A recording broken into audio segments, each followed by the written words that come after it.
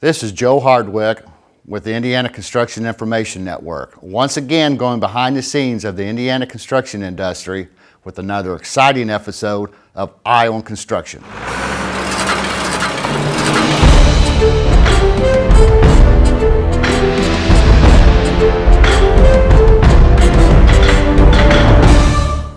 This is Joe Hardwick with the Indiana Construction Information Network with another episode of Eye on Construction.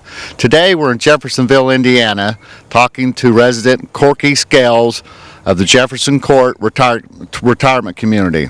Corky, before we get to your story, could you give us a little background information on yourself? Yes, I've lived here in Jefferson Court now for 20 years. I'm born and raised here in Jeffersonville. My history is architecture and construction and a building official, if you will, and planning and zoning director of the city of Jeffersonville. Back in 1984, when Mayor Orem became mayor of the city of Jeffersonville, prior to that I worked for an architect, and he hired me to be his building official as well as planning and zoning director and city engineer. I worked for the city of Jeffersonville for 8 years until he got beat in an election and I got fired. So that's the way politics are in Indiana. The issue here, as you well know and you've been working on with other neighbors, is the asphalt plant that's behind us. The quarry's been here ever since I was a kid. It's here by grandfathering and zoning in the city of Jeffersonville, and it's in an I-1 zoning district, which that is allowed, and there's nothing we can do about that. But of course, once they logged all this and we started getting the infiltration of lime dust, dirt, and debris, and then this asphalt plant was here, which we saw, consequently, we've been dealing with odors and smells ever since, I guess, 2 or 3 years ago, whatever our first meeting was. You have the date on that. How's that affected your living here in your trailer community? We can't even open the windows anymore. If we open the windows on a bad day, the whole house smells like diesel fuel, if you will, or fumes from a city bus.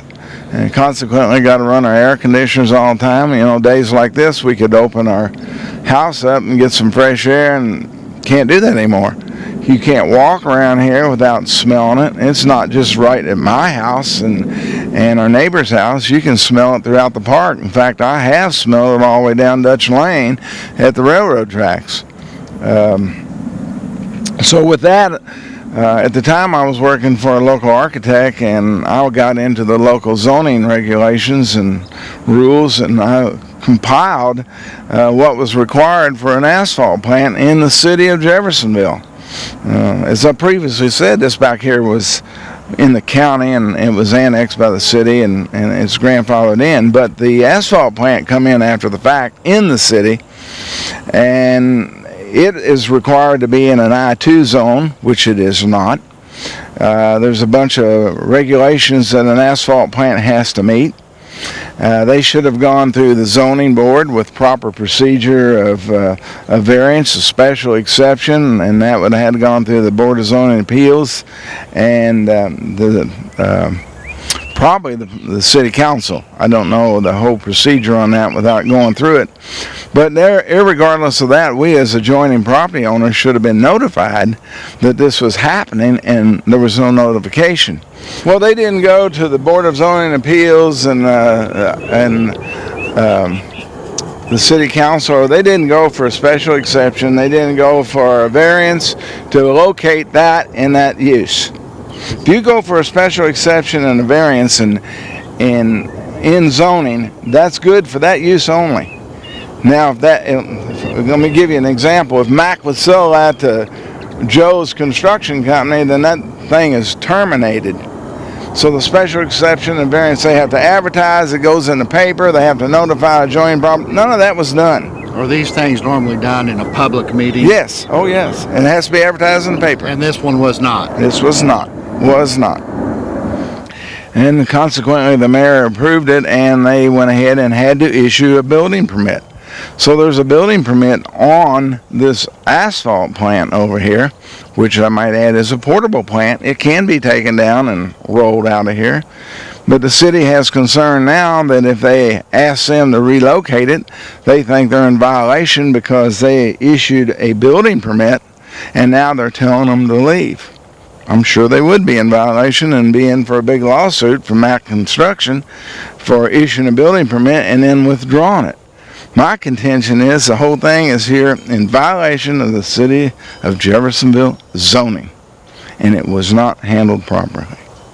Have you contacted the owner of the asphalt plant with the issues of the way it has affected your standard of living here? They're well aware of what it's done. MAC Construction's been over here. They've smelled it. They've seen it. The paperwork that I have given you is work that I've done going through the local zoning code. I was the director of planning and zoning, so I knew where to look and where to go. And it's all there, all the things that they have to comply with. Because if I was a zoning director, my first thing would say, okay, if you want to come in and do this, you're going to have to go follow these steps. But first of all, it's an I-1, you can't go there. You got to be in an I-2 and then go with all those variances.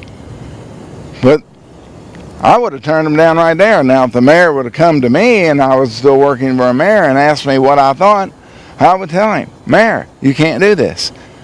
He has to be in an I-2 zoning, which is more restrictive than an I-1. The I-1 is there and the quarry is there by virtue of grandfathering in.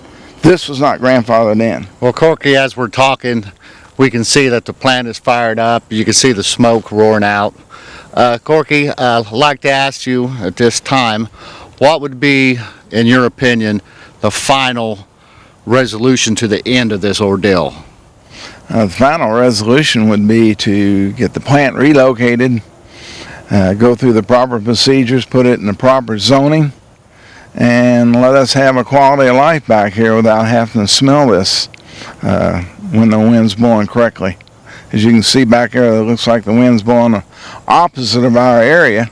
I mean, we can't even open our houses to get fresh air. You got to run air conditioning 24 hours a day, 7 days a week, and we all know it's fall, and our wives like to open houses and let them air out and so forth. We can't do that. The whole house will smell. Well, Corky, I thank you for sharing your story with us. This is Joe Hardwick with another episode of Eye on Construction.